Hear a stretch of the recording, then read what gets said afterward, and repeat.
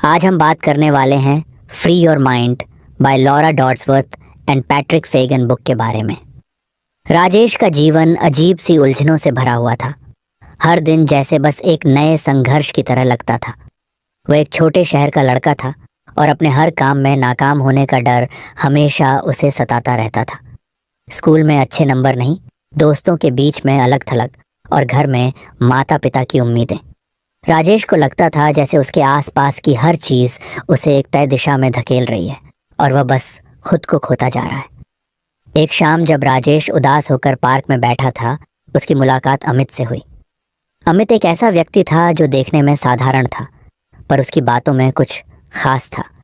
उसने राजेश के चेहरे पर चिंता देखी और पास आकर बैठ गया। कुछ देर दोनों चुप बैठे रहे। फिर अमित ने मुस्कुराते हुए राजेश से पूछा, क्या बात है? कुछ तो परेशानी है, सही कहा ना? राजेश ने एक लंबी सांस ली और अपनी उलझनों को अमित के सामने रख दिया। उसकी बातें सुनने के बाद अमित ने अपनी जेब से एक किताब निकाली। उसने उसे खोलते हुए कहा, राजेश, तुम जानते हो, ये दुनिया तुम्हें ऐसे ही उलझाए रखेगी अगर तुम खुद पर काबू नहीं रखोगे। ये किताब है free your mind, the new world of manipulation and how to resist it by Laura Dodsworth. इसमें कुछ ऐसी बातें हैं जो तुम्हें शायद ये समझने में मदद करेंगी कि जो कुछ तुम्हारे आसपास हो रहा है वो सब एक तरह से मैनिपुलेशन है। राजेश थोड़ा चौंका। मैनिपुलेशन? क्या मतलब? उसने पूछा। मैनिपुलेशन यानी लोगों को अपनी बातों से या किसी चीज़ के जरिए इस तरह प्रभावित करना कि उन्हें लगता है कि वे अपनी मर्जी से कर रहे हैं, पर असल में वे वही कर रहे होते हैं जो कोई और उनसे करवाना चाहता है, अमित ने समझाया। डॉड्सवर्थ ने इस किताब में बताया है कि हम हर दिन मैनिपुलेशन का शिकार होते हैं और सबसे पहली चीज़ जो हमें समझनी चाहिए वो ये है कि ये मैनिपुलेशन कितना सटल हो सकता है। राजेश के चेहरे पर एक हल्की सी उलझन थी। अमित ने उसे देखकर आगे कहा, तुम्हें जैसे रोज रोज विज्ञापन दिखाई देते हैं, टीवी पर खबरें देखते हो, सोशल मीडिया पर जो चीज़ें ट्रेंडिंग होती हैं, ये सब हमें एक खास तरीके से सोचने, महसूस करने और एक्ट करने के लिए सटली मैनिपुलेट करते हैं। डॉड्सवर्थ कहती हैं कि पहली चीज़ है अवेयरनेस ऑफ कांस्टेंट मैनिपुलेशन, यानी तुम्हें ये जानना होगा कि तुम हर समय मैनिपुलेशन का शिकार हो सकते हो, और अगर तुम इस अवेयरनेस को डेवलप कर सको तो तुम अपने डिसीजंस पर कंट्रोल रख सकते हो। राजेश थोड़ी देर तक सोचता रहा। तो इसका मतलब ये है कि जो भी मेरे मन में आता है वो सब मेरे खुद के विचार नहीं होते? उसने धीरे से पूछा। अमित ने सिर हिलाते हुए कहा, बिल्कुल। कई बार तुम सोचते हो कि तुम अपनी मर्जी से किसी चीज़ को पसंद कर रहे हो या किसी खास तरीके से रिएक्ट कर रहे हो, पर असल में वो तुम्हारी पसंद नहीं होती। वो एक मैनिपुलेशन का नतीजा हो सकता है। ये विज्ञापन, राजनीतिक भाषण, यहाँ तक कि हमारे आसपास के लोग सब सब्टली हमें मैनिपुलेट करते रहते हैं। पर अगर तुम्हें इसका एहसास हो जाए तो तुम खुद को इस मैनिपुलेशन से बचा सकते हो। राजेश के मन में इस थॉट ने कुछ हलचल पैदा कर दी। तो मुझे क्या करना चाहिए? उसने उत्सुकता से पूछा। अमित ने हंसते हुए कहा, सबसे पहला स्टेप है कि तुम अवेयरनेस डेवलप करो। ध्यान दो कि किन चीज़ों से तुम्हारे इमोशंस ट्रिगर होते हैं। जब भी तुम किसी प्रोडक्ट को देखकर खुश महसूस करते हो या किसी खबर को देखकर गुस्सा आता है, तो अपने आप से सवाल करो कि ये फीलिंग्स तुम्हारे हैं या किसी ने तुम्हें ऐसा फील करने पर मजबूर किया है। जब भी कुछ तुमसे रिएक्ट करवाना चाहे, तुम थोड़ा रुक कर सोचो कि क्या ये रिएक्शन तुम्हारा अपना है या किसी के इन्फ्लुएंस का नतीजा है। राजेश ने महसूस किया कि ये बातें उसकी ज़िंदगी को एक नई दिशा में ले जा सकती हैं। उसने अमित से पूछा, ये सब जानकर तो ऐसा लग रहा है जैसे मैं अब तक बस एक पपेट की तरह जी रहा था। अमित ने उसकी पीठ पर हाथ रखकर कहा, सही कहा राजेश, लेकिन अब तुम्हारे पास एक चॉइस है। तुम्हें ये समझ में आ गया है कि इस दुनिया में हर जगह मैनिपुलेशन हो रहा है। डॉड्सवर्थ का कहना है कि जब हम ये समझने लगते हैं कि हमें मैनिपुलेट किया जा रहा है, तब हमारे डिसीजंस अपने होते हैं। ये अवेयरनेस तुम्हें खुद के प्रति सच्चा बनाएगी। राजेश ने गहरी सांस ली। अब वो खुद को पहले से थोड़ा हल्का महसूस कर रहा था। उसने अमित से कहा, शायद मुझे और भी चीज़ों पर ध्यान देना चाहिए। मैं अपने डिसीजंस को ज़्यादा कॉन्शियसली लेने की कोशिश करूँगा। अमित मुस्कुराया और बोला, यही तो बात है राजेश, आज तुमने मैनिपुलेशन को पहचानने का पहला कदम उठाया है। आगे और भी बातें सीखोगे जो तुम्हें इस तरह की सिचुएशंस में मजबूत बनाएंगी। बस खुद से जुड़े रहो और हर चीज़ को थोड़ा और ध्यान से ऑब्जर्व करो। राजेश अब एक नए पर्सपेक्टिव से अपनी ज़िंदगी को देख रहा था। उसने महसूस किया कि उसके आसपास की चीज़ें उससे बहुत कुछ कह रही थीं, बस उसने पहले कभी ध्यान नहीं दिया था। उसकी ज़िंदगी में अभी बहुत कुछ था जो उसे सीखना था, पर अब वो अपने डिसीजंस को अपने हिसाब से लेने के लिए तैयार था। अमित ने उसे विदा करते हुए कहा, ये जर्नी अभी शुरू हुई है और तुम जितना अवेयर रहोगे तुम्हारी ज़िंदगी में क्लैरिटी आती जाएगी। हर दिन एक नए सवाल से शुरू करना और हर जवाब में खुद को ढूंढना, यही असली चैलेंज है।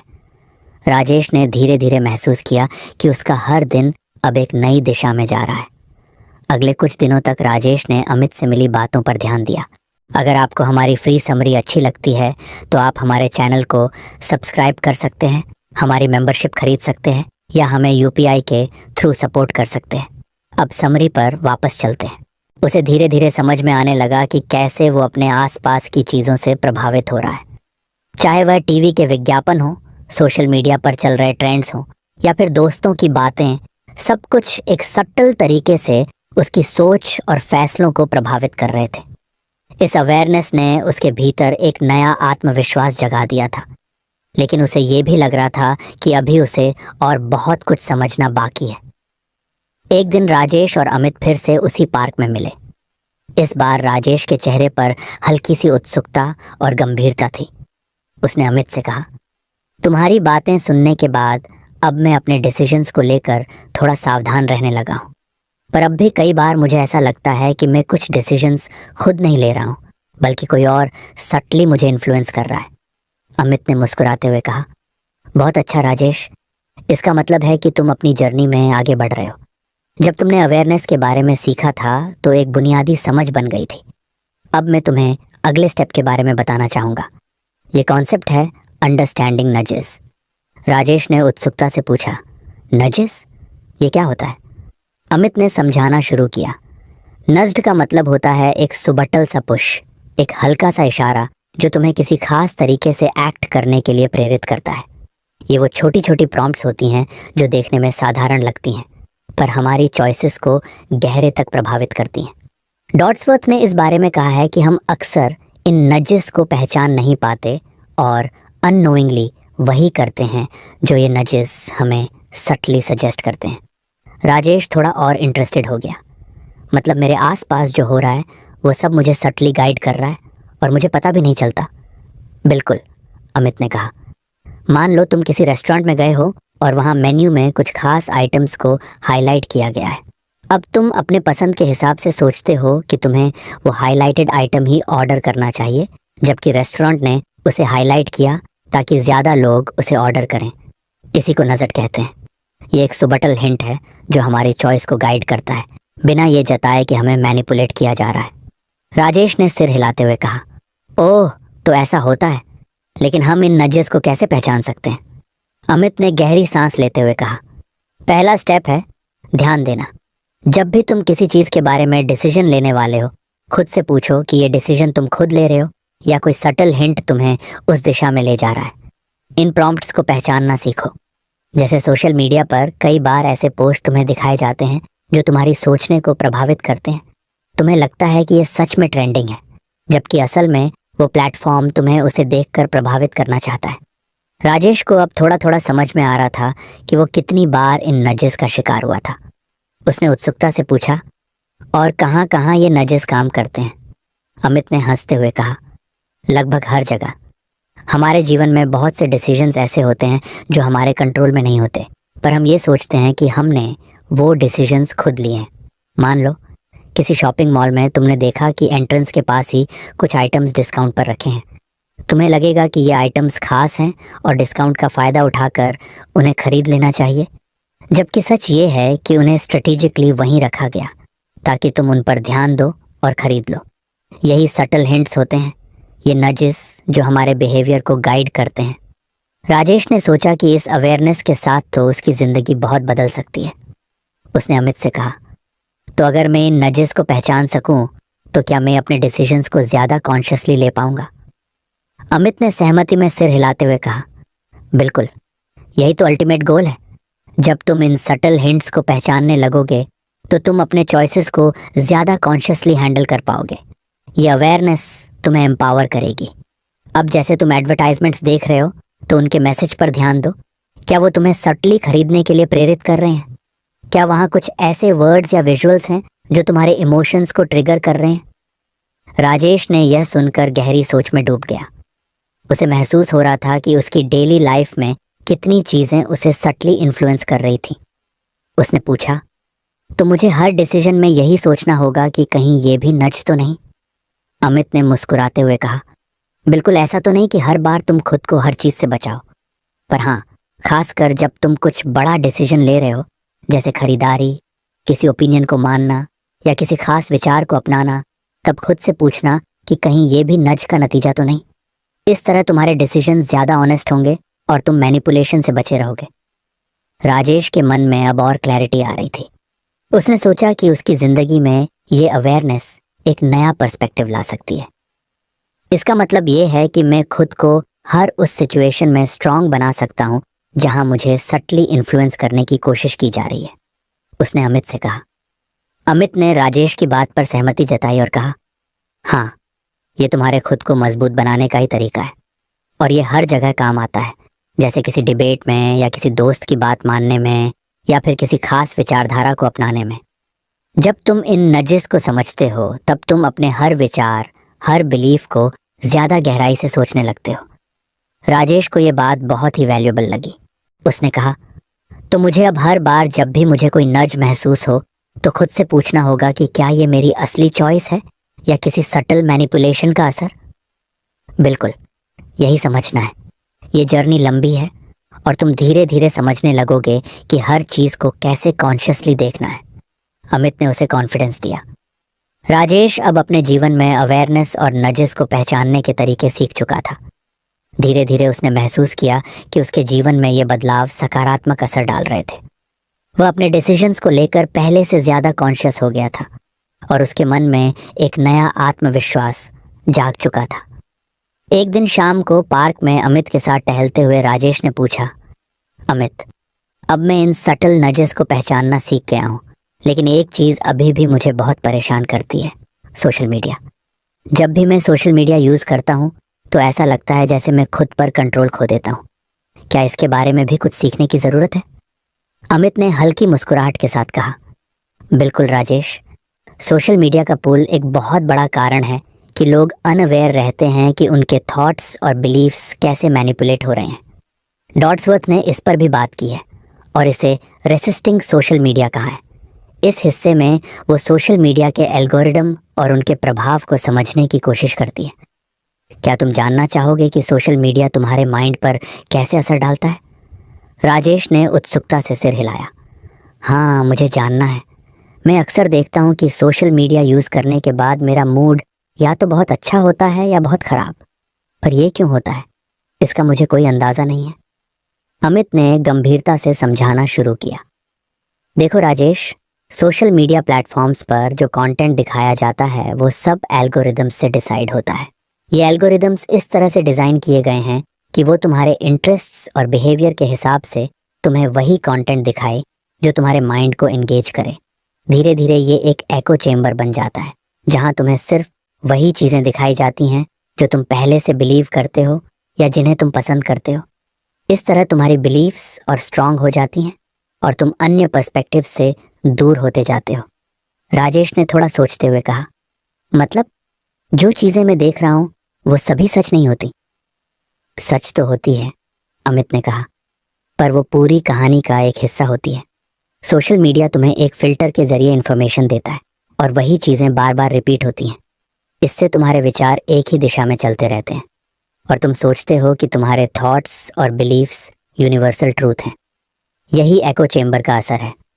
इसीलिए तुम देखोगे कि एक ही टॉपिक पर सोशल मीडिया पर अलग अलग लोग अलग अलग व्यूज़ रखते हैं और अपने ही व्यू पॉइंट्स में कॉन्फिडेंट रहते हैं, चाहे वो सही हो या गलत। राजेश ने ध्यान से सुना और फिर पूछा, तो फिर इस एको चेम्बर से कैसे बाहर निकला जा सकता है?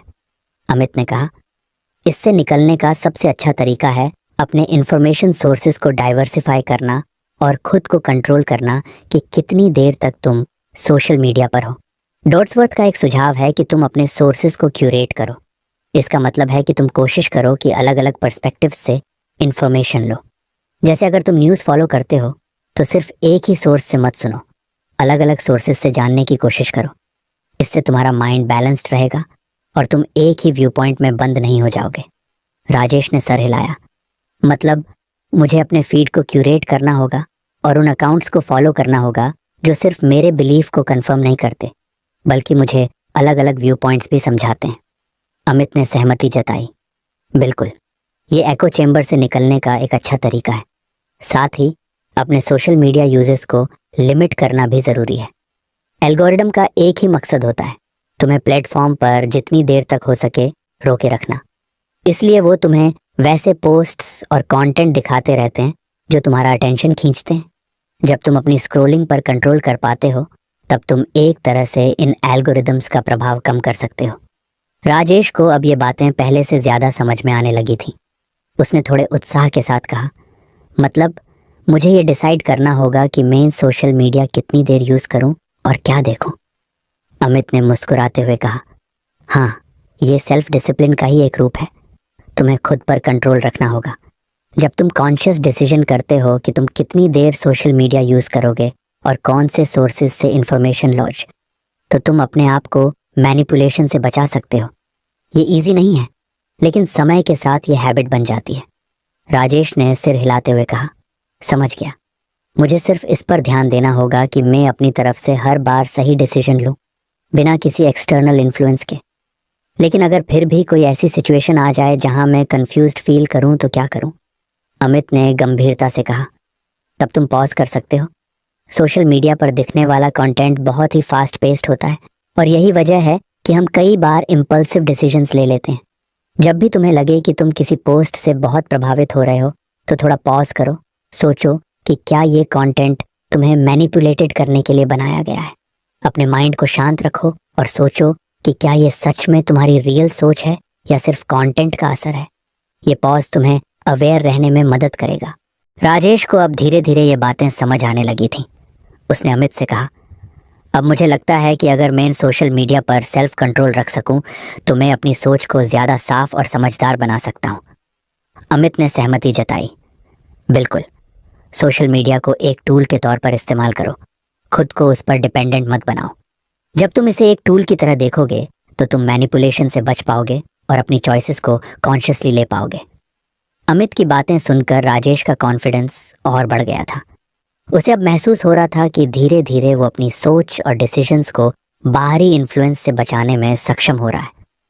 अमित ने राजेश के शोल्डर पर हाथ रखते हुए कहा, याद रखो, इस जर्नी में पेशेंस और परसिवियरेंस की ज़रूरत है।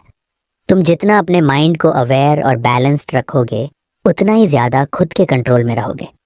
राजेश ने अमित का धन्यवाद किया और फिर से अपने जीवन में इन नई लर्निंग्स को इम्प्लीमेंट करने का मन बना लिया। राजेश अब सोशल मीडिया के प्रभाव से खुद को दूर करने की कोशिश कर रहा था। उसने अपने फीड्स को क्यूरेट करना शुरू कर दिया था और अपने टाइम को कॉन्शियस डिसीजंस के साथ मैनेज कर रहा था। उसकी आत्मचेतना बढ़ रही थी और वह धीरे धीरे मैनिपुलेशन के खेल को समझने लगा था। एक शाम जब वह अमित के साथ एक कैफ़े में बैठा था, उसने एक नई बात पूछी, अमित, अब मुझे सोशल मीडिया पर कंट्रोल रखना आ गया है, लेकिन मुझे एक और बात समझनी है। जब मैं न्यूज़ और पॉलिटिक्स के बारे में सोचता हूँ तो मुझे अक्सर अथॉरिटी फिगर्स और उनके स्टेटमेंट्स पर सवाल उठाने में कठिनाई होती है। क्या इससे बचने का कोई तरीका है? राजेश ने उत्सुकता से पूछा। अमित ने धीरे से जवाब दिया, हाँ, ये एक बहुत महत्वपूर्ण मुद्दा है। डॉट्सवर्थ के बुक में क्वेश्चनिंग अथॉरिटी एंड कंसेंसस पर भी बात की गई है। हमें अथॉरिटी फिगर्स और ग्रुप थिंक के प्रति स्केप्टिकल रहना चाहिए।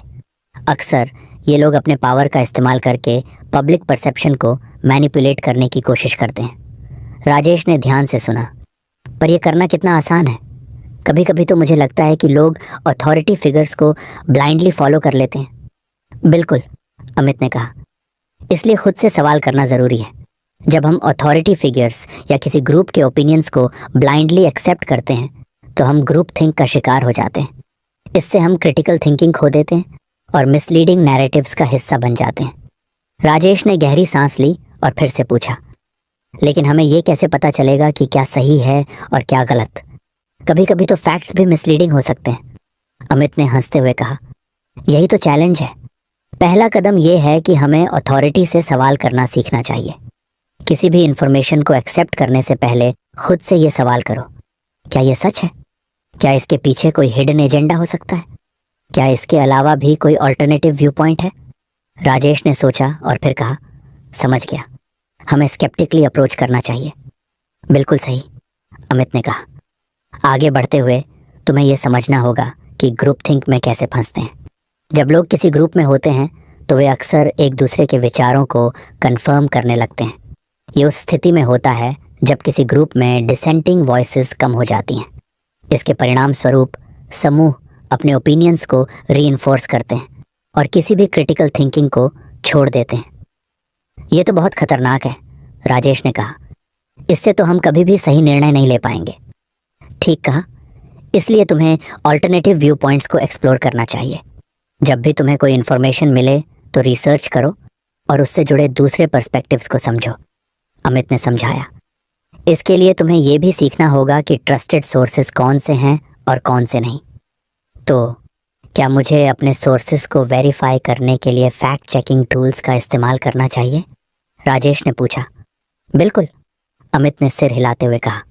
फैक्ट चेकिंग टूल्स और रेप्यूटेबल न्यूज़ सोर्सेज का इस्तेमाल करके तुम अपने इन्फॉर्मेशन को वैलिडेट कर सकते हो। इसके अलावा तुम्हें बायस और प्रोपेगेंडा के बारे में भी जानना होगा। जब तुम किसी स्टोरी को पढ़ते हो तो एनालाइज करो कि क्या ये किसी विशेष व्यू पॉइंट को प्रमोट कर रहा है। राजेश ने सिर हिलाते हुए कहा, समझ गया। लेकिन समटाइम्स जब मैं किसी अथॉरिटी फिगर को सुनता हूँ तो मुझे उनके आर्ग्यूमेंट्स कन्विंसिंग लगते हैं। उस समय स्केप्टिसिज्म बनाए रखना मुश्किल हो जाता है। ये सामान्य है, अमित ने कहा। अथॉरिटी फिगर्स की बातें अक्सर परसुएसिव होती हैं, इसलिए तुम्हें उनके स्टेटमेंट्स के साथ साथ उनके एक्शंस को भी देखना होगा। अगर कोई लीडर या अथॉरिटी फिगर किसी स्टेटमेंट को बढ़ावा दे रहा है तो उसके पास्ट एक्शंस को समझो। क्या उन्होंने अपने शब्दों के अनुसार काम किया है? क्या उनके एक्शंस उनके स्टेटमेंट्स से मेल खाते हैं? राजेश ने कहा, मतलब हमें उनके बिहेवियर को एनालाइज करना होगा ताकि हम ये समझ सकें कि उनके इंटेंशंस क्या हैं। सही पकड़े हो, अमित ने कहा। जब तुम अथॉरिटी के बिहेवियर को क्रिटिकली एनालाइज करते हो तो तुम ये समझ पाते हो कि क्या उनका मैसेज ऑथेंटिक है या नहीं। इस तरह से तुम मैनिपुलेशन से बच सकते हो। राजेश ने ध्यान से सोचा और फिर कहा, तो मुझे सवाल पूछना और दूसरे व्यू पॉइंट्स पर ध्यान देना है। क्या कुछ और स्ट्रैटेजीज हैं जो मैं अपना सकता हूँ? हाँ, एक और महत्वपूर्ण स्ट्रैटेजी है डिस्कशंस में एक्टिवली पार्टिसिपेट करना, अमित ने बताया। जब तुम अपने फ्रेंड्स या कॉलीग्स के साथ चर्चा करते हो तो ये ज़रूरी है कि तुम अपनी ओपिनियंस को शेयर करो और दूसरों की बातें सुनो। इससे तुम्हें डिफरेंट पर्सपेक्टिव्स मिलते हैं और तुम खुद को ओपन माइंडेड रख पाते हो। तो मुझे डिस्कशंस के दौरान अपनी ओपिनियंस के बारे में खुलकर बात करनी चाहिए और दूसरों के व्यू पॉइंट्स को सुनना चाहिए, राजेश ने कहा। यह तो बहुत मददगार होगा। बिल्कुल। इसके अलावा तुम ऐसे फोरम्स और ग्रुप्स ज्वाइन कर सकते हो जहां लोग क्रिटिकल थिंकिंग और स्केप्टिसिज्म को प्रमोट करते हैं। इस तरह की डिस्कशंस में भाग लेने से तुम अपने माइंड को और ज़्यादा ओपन करोगे और डिफरेंट पर्सपेक्टिव्स के बारे में जान पाओगे, अमित ने कहा। राजेश ने कहा, यह सुनकर अच्छा लगा। मुझे लगता है कि मैं अपने विचारों को चैलेंज कर सकता हूँ और अपने ओपिनियंस को रिफाइन कर सकता हूँ। इसी माइंडसेट के साथ आगे बढ़ो, अमित ने उत्साह से कहा। और याद रखो, क्वेश्चनिंग अथॉरिटी और कंसेंसस का मतलब डिसरिस्पेक्ट करना नहीं है। ये एक हेल्थी स्केप्टिसिज्म है जो तुम्हें इन्फॉर्म्ड डिसीजंस लेने में मदद करेगी। राजेश ने अपने आप में एक नई ऊर्जा महसूस की। उसने ठान लिया कि वह अथॉरिटी फिगर्स और ग्रुप थिंक के प्रति स्केप्टिकल रहेगा। वह अपने आसपास के लोगों से बातचीत करने और अल्टरनेटिव व्यू पॉइंट्स को समझने का प्रयास करेगा। जैसे जैसे वक्त बीत रहा था, राजेश ने खुद को इस नई सोच के साथ ढालना शुरू कर दिया। उसने अपने आसपास के लोगों के साथ डिस्कशंस करना शुरू किया और धीरे धीरे अपने डाउट्स और क्वेश्चंस को खुलकर रखने लगा। वह अपने फ्रेंड से पूछने लगा, क्या आपने इस विषय पर सोचा है? आपके क्या विचार हैं? और इस तरह से उसने नए विचारों को जानने और समझने की कोशिश की। राजेश ने महसूस किया कि उसकी सोच में परिवर्तन आ रहा है। वह अब सिर्फ इंफॉर्मेशन को कंज्यूम नहीं कर रहा था, बल्कि उसे क्रिटिकली एनालाइज करने की कोशिश कर रहा था। धीरे धीरे उसने अपने अंदर स्केप्टिसिज्म का एक नया गुण विकसित किया। एक दिन जब राजेश ने अपने कुछ फ्रेंड्स के साथ पॉलिटिकल इश्यूज पर चर्चा की, तो उसने देखा कि कई लोग अपने ओपिनियंस को बिना किसी सोच विचार के साझा कर रहे थे। राजेश ने उनके विचारों को सुना, लेकिन उसने भी अपनी थॉट्स रखी। क्या आपने इस बात पर ध्यान दिया है कि कुछ लोग एक ही व्यू पॉइंट को प्रमोट कर रहे हैं? क्या हम ये नहीं देख सकते कि उनके पीछे क्या मोटिव्स हो सकते हैं? उसकी बात सुनकर उसके दोस्तों ने उसे ध्यान से देखा। किसी ने कहा, हाँ, तुम सही कह रहे हो, कभी कभी हम भी अथॉरिटी के सामने अपनी सोच को छोड़ देते हैं। राजेश ने एक नई सेंस ऑफ कॉन्फिडेंस महसूस की। उसने अपने दोस्तों को बताया कि कैसे उन्हें अपने सोर्सेज को एनालाइज करना चाहिए और अल्टरनेटिव व्यू पॉइंट्स पर ध्यान देना चाहिए। उसकी बातें सुनकर उसके दोस्तों ने भी अपनी सोच में बदलाव लाने की कोशिश की। इस तरह राजेश ने अथॉरिटी और कंसेंसस के खिलाफ स्केप्टिसिज्म विकसित किया और अपने दोस्तों को भी इस माइंडसेट में शामिल किया। उसने अपने माइंड को ओपन रखा और हमेशा सवाल पूछने की आदत बनाई। अब वह न केवल अपने लिए बल्कि अपने दोस्तों के लिए भी एक इंस्पिरेशन बन गया था। राजेश के मन में एक नया विश्वास जाग चुका था। उसने समझ लिया था कि क्रिटिकल थिंकिंग, क्वेश्चनिंग अथॉरिटी और डाइवर्स पर्सपेक्टिव्स को समझना कितना महत्वपूर्ण है। वह अब अपने जीवन को मैनिपुलेशन से बचाने के लिए तैयार था और अपने फ्यूचर के लिए पॉजिटिव डिसीजंस लेने की ओर अग्रसर हो रहा था। अमित की टीचिंग्स ने राजेश के जीवन को एक नया दिशा दिया था और अब वह अपने थॉट्स को कॉन्शियस डिसीजंस के साथ मैनेज करने के लिए तैयार था। उसने ये ठान लिया कि वह अपने रास्ते में आने वाले किसी भी ऑब्स्टिकल का सामना करेगा। बस उसे अपने बिलीव्स को चैलेंज करते रहना था और हमेशा क्वेश्चनिंग एटीट्यूड बनाए रखना था। अगली बार जब राजेश और अमित मिले तो राजेश ने कहा, धन्यवाद अमित, मुझे ये सब सिखाने के लिए। मुझे लगता है कि मैं अब मैनिपुलेशन को समझ सकता हूँ और उससे बच सकता हूँ। बस ऐसे ही आगे बढ़ते रहो। अमित ने मुस्कुराते हुए कहा, तुम्हारे अंदर एक नई सोच और अवेयरनेस विकसित हो रही है। इसी तरह सीखते रहो और अपने आसपास के लोगों को भी जागरूक करो। राजेश ने इस कॉन्वर्सेशन के बाद अपने जीवन को नए तरीके से जीने का फैसला किया। उसने सोचा, अब मैं मैनिपुलेशन से नहीं डरूंगा। मैं अपने डिसीजंस खुद लूंगा और अपने माइंड को ओपन रखूंगा। वास्तव में मानसिक फ्रीडम प्राप्त करने का मतलब है कि तुम्हें अपने माइंड को स्वतंत्र रखने की निरंतर प्रक्रिया में लगना होगा। डॉट्सवर्थ के बुक में डेवलपिंग मेंटल ऑटोनॉमी का भी जिक्र है, जो इस विषय पर बहुत महत्वपूर्ण है। मानसिक स्वायत्तता, इसका मतलब क्या है? राजेश ने जिज्ञासापूर्वक पूछा।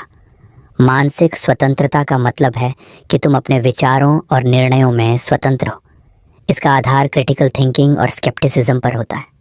तुम्हें यह समझना होगा कि तुम खुद अपने विचारों का मालिक हो और किसी भी एक्सटर्नल इन्फ्लुएंस से बचना तुम्हारा अधिकार है, अमित ने समझाया। लेकिन ये कैसे संभव है? हम तो लगातार एक्सटर्नल इन्फ्लुएंसेस के संपर्क में रहते हैं, जैसे कि एडवर्टाइजमेंट्स, न्यूज़ और सोशल मीडिया। क्या हम हमेशा इनसे बच सकते हैं? राजेश ने आशंका व्यक्त की। बिल्कुल नहीं राजेश, ये इन्फ्लुएंसेस हमारे चारों ओर हैं और तुम इन्हें पूरी तरह से हटा नहीं सकते, लेकिन तुम अपने माइंड को गार्ड कर सकते हो। तुम जितना अधिक क्रिटिकल थिंकिंग का अभ्यास करोगे उतना ही बेहतर होगा। तुम्हें अपने विचारों को चैलेंज करने और उन्हें क्वेश्चन करने की आदत डालनी होगी, अमित ने कहा। तो इसका मतलब है कि मुझे अपने डेली लाइफ में इस मेंटल ऑटोनॉमी को विकसित करने के लिए कॉन्शियसली प्रयास करना होगा, राजेश ने समझा। सही कहा, तुम्हें अपने विचारों को जांचने के लिए नियमित रूप से समय निकालना होगा। जैसे जब तुम कोई न्यूज़ आर्टिकल पढ़ते हो तो खुद से पूछो कि क्या यह जानकारी क्रेडिबल है, क्या इसके पीछे कोई एजेंडा है और इससे तुम्हारी सोच को कैसे प्रभावित किया जा सकता है, अमित ने उदाहरण दिया।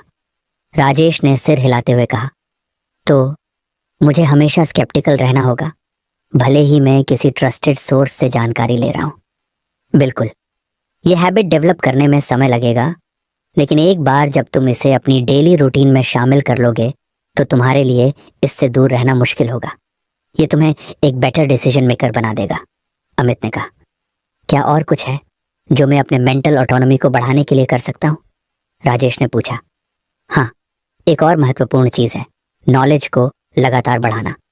तुम्हें न केवल करंट इवेंट्स के बारे में जानना चाहिए, बल्कि तुम्हें डाइवर्स व्यू पॉइंट्स और सब्जेक्ट्स पर भी पढ़ना चाहिए।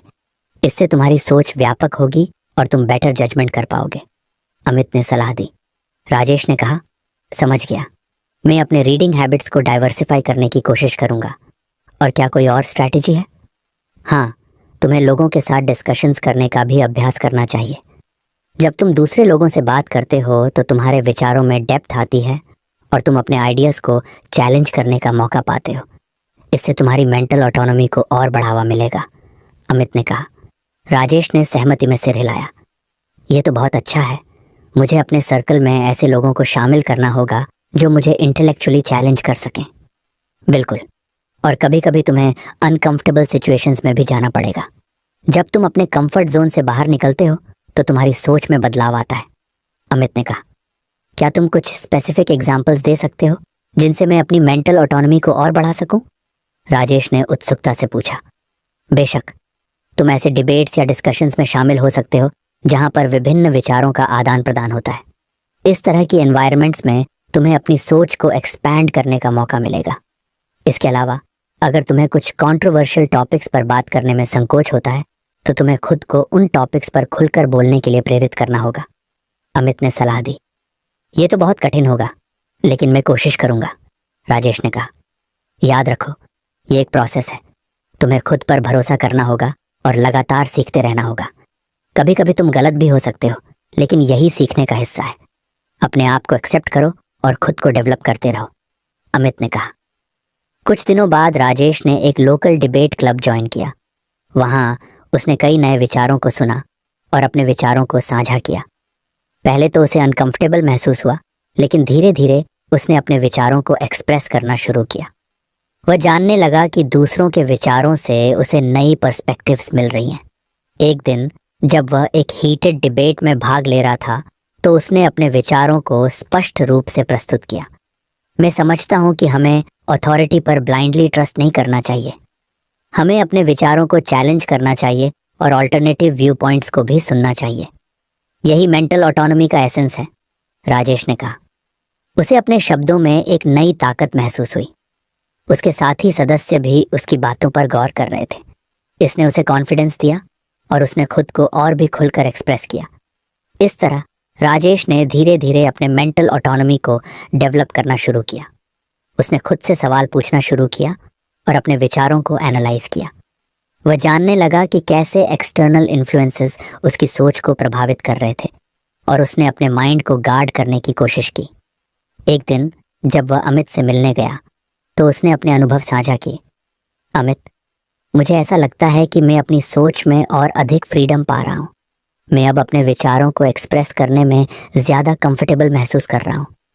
ये सुनकर बहुत अच्छा लगा राजेश। यही तो मेंटल ऑटोनॉमी का हिस्सा है। अब तुम्हें इसे बनाए रखना है और आगे बढ़ते रहना है, अमित ने प्रोत्साहित किया। मैं हमेशा अपने माइंड को ओपन रखूंगा और स्केप्टिसिज्म बनाए रखूंगा। मैं जानता हूँ कि ये एक कंटिन्यूअस प्रोसेस है, लेकिन मैं तैयार हूँ, राजेश ने आत्मविश्वास से कहा। यही एटीट्यूड तुम्हें आगे बढ़ाएगा। जैसे जैसे तुम खुद को चैलेंज करते रहोगे, तुम अपने थॉट्स को और मजबूत बनाते रहोगे और ये तुम्हें सिर्फ अपने लिए नहीं बल्कि अपने आसपास के लोगों के लिए भी एक पॉजिटिव इन्फ्लुएंस बनाएगा, अमित ने कहा। राजेश ने अमित की बातों को ध्यान से सुना और उसने सोच लिया कि वह हमेशा अपने मेंटल ऑटोनॉमी को डेवलप करता रहेगा। उसने ठान लिया कि वह अपने विचारों को फ्रीडम देने के लिए और अधिक प्रयास करेगा और अपने माइंड को इन्फ्लुएंस से दूर रखने का प्रयास करेगा। इस तरह राजेश ने अपने जीवन में क्रिटिकल थिंकिंग और स्केप्टिसिज्म को अपनाया। वह जानता था कि यह एक लंबी यात्रा है, लेकिन अब उसके पास उस यात्रा में आगे बढ़ने के लिए टूल्स और स्ट्रैटेजीज थे। उसने अपने मन में एक मंत्रा बना लिया, मैं अपने विचारों का मालिक हूँ। मैं अपने माइंड को गार्ड करूँगा और हमेशा सीखता रहूँगा। तो फ्रेंड्स, ये थी हमारी आज की बुक समरी। आपको कैसी लगी कमेंट करके ज़रूर बताएं और धन्यवाद आपका समरी एंड तक सुनने के लिए।